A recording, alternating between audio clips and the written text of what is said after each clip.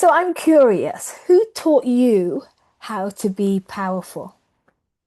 That's what I want to talk about today. You see, I think that one of the biggest reasons that powerful women show up underexpressed in senior leadership as powerful leaders is that most of us were never really raised to be fully expressed in power.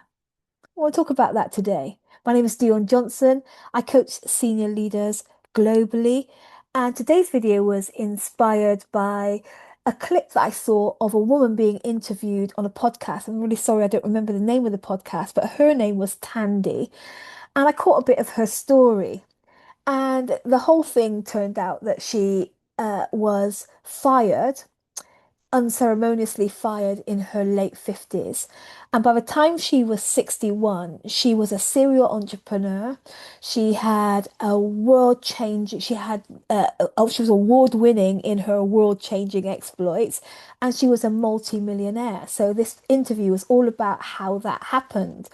And I caught the bit where she took us into her backstory to share with us how she got to this amazing result when she was in her 60s.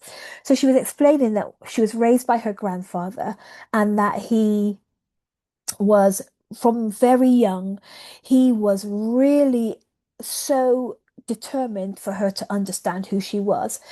She said that he told her, Tandy, you're powerful. Tandy, you've got the world in your hands. Tandy, the world is your oyster.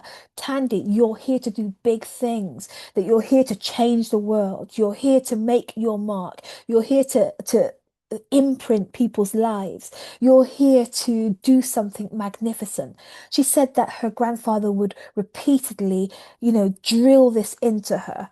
So by the time she got to work life and she was going through the ups and downs that we all go through in leadership and in life, she said that she went through everything, all that she went through with this real rock solid foundation, with a real knowing, a sturdy, unwavering knowing that she had a right to be there, that she was called to make these decisions, that she was called to leadership, that she was authorized, that she had this sense of sovereignty. She had this sense um of righteousness about her power, that she owned it. She knew that it was there.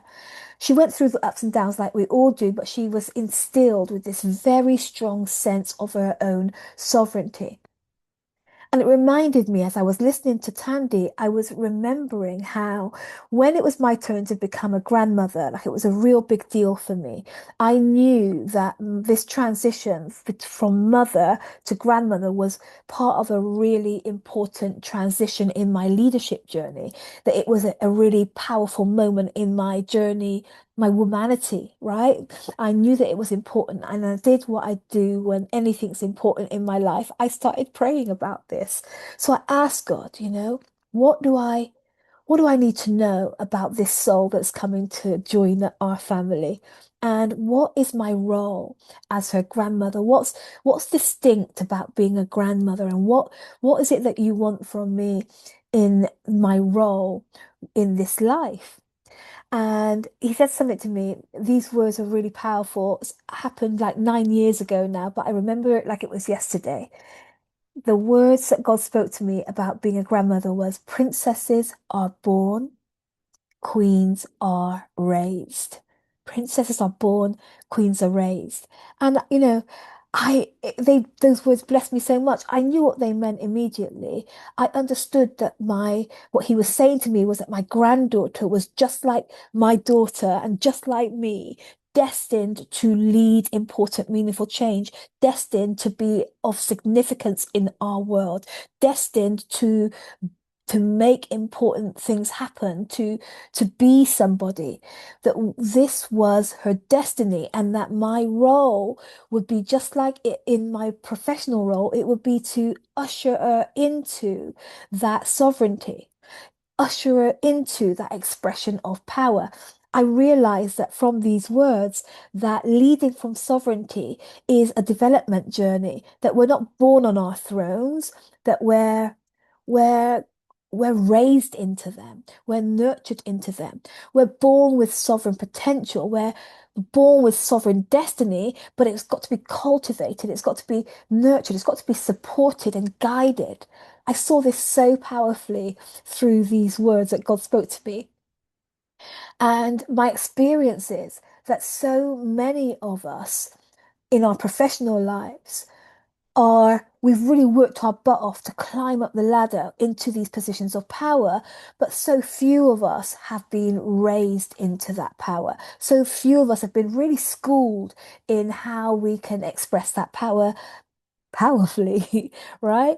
And most women, most powerful women that I know, the powerful women that I've seen, were trained for performance. Very, very few of us are trained and raised for sovereignty.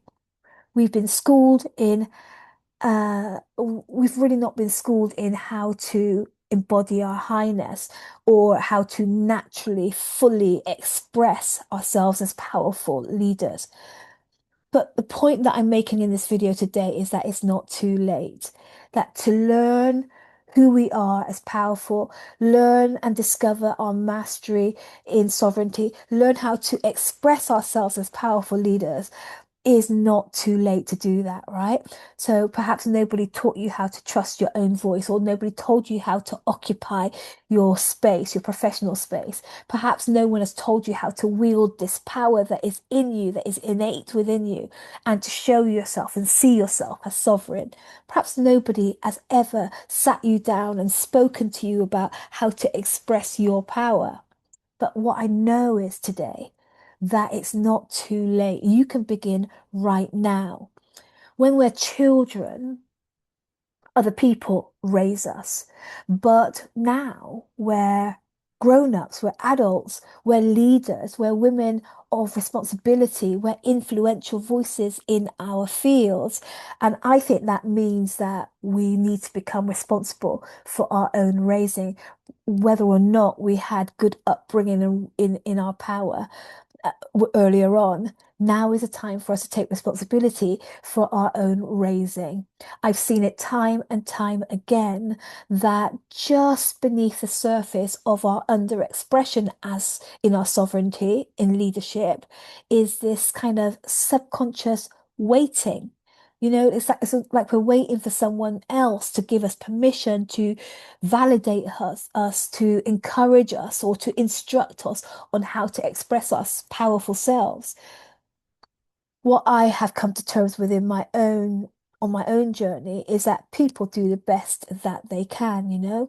But at some point, there comes a point in our life when the responsibility for our development as sovereign voices, sovereign leaders, influential, powerful leaders in our space from it needs to shift from our parents, from our leaders, from our caregivers, from the people that we expect to be raising us up to us, that we need to take responsibility for it. So today I'm inviting you to decide to get intentional about your own raising, to become intentional about discovering new levels of powerful expression.